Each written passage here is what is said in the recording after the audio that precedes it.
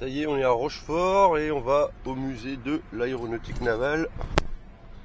Oh, il y a une souble là-bas, mais je pense pas que ça fasse partie de l'aéronautique navale. Là, il y a le camp d'entraînement. C'est l'école de gendarmerie en même temps. Objectif atteint. Je vous attends pour une prochaine mission. Je m'appelle Patrick. Alors, juste deux mots pour vous dire que j'essaie de répondre à toutes vos questions. Vous êtes les bienvenus. Vous pouvez prendre autant de photos que vous voulez, il n'y a aucun problème. Est-ce qu'il y en a parmi vous qui sont de l'aéronaval?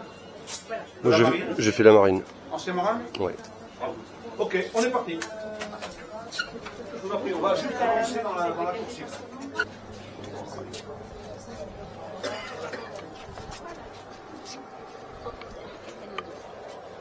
On est ici à Rochefort parce que hier, en 1916, vous voyez, il y a un peu plus d'un siècle, la marine a créé ici une école de techniciens pour s'occuper de ballons dirigeables et de ballons captifs dont elle avait la charge. Et cette école de techniciens, elle a grandi et en 1932, quand l'armée de l'air s'est créée, l'armée de l'air s'est associée à la marine pour former ses techniciens ici. Donc ici, c'est devenu une énorme école de techniciens.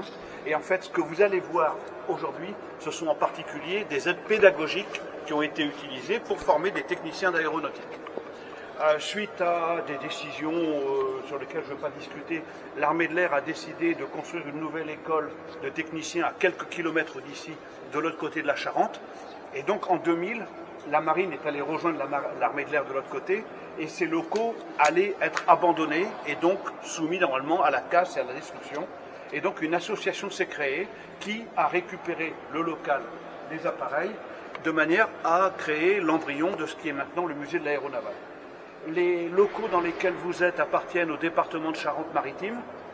Les aéronefs et les équipements appartiennent toujours à l'État français, c'est-à-dire à vous, parce qu'en fait, il y a une loi en France qui interdit à l'État de vendre un équipement dans lequel il y a de l'amiante. Et comme il y a de l'amiante à peu près partout, l'État, ne souhaitant pas le désamianter parce que ça coûte une fortune, préfère les conserver. Nous, ça nous arrange, c'est eux qui les assurent. Et puis donc, moi, je fais partie d'une association de bénévoles qui vous accueille et essaie de faire une présentation de tous ces équipements. Voilà, on va avancer de quelques pas, s'il vous plaît.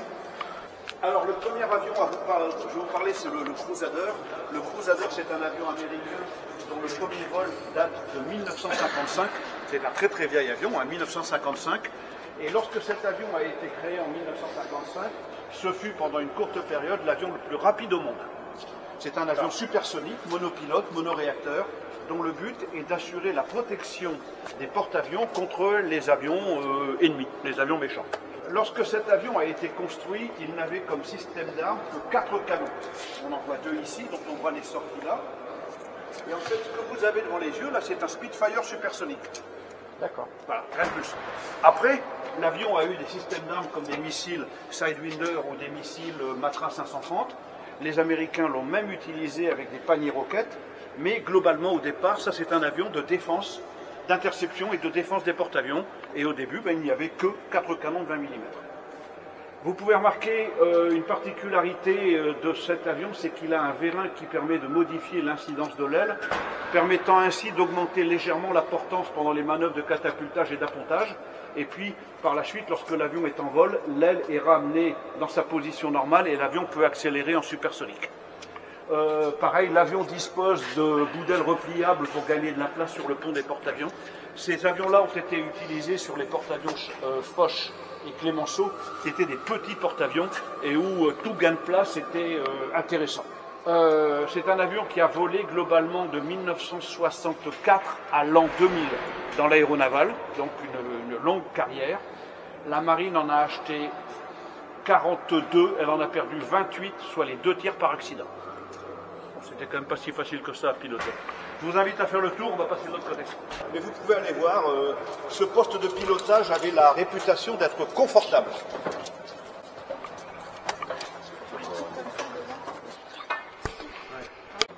Alors, si vous voyez ce que c'est qu'un B-52, qui est un gros bombardier américain avec 8 réacteurs, il en a 8 comme ça.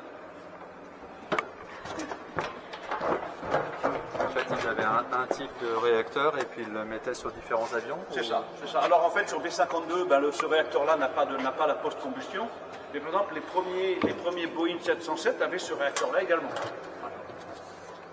C'est un réacteur qui a une très très grande diffusion.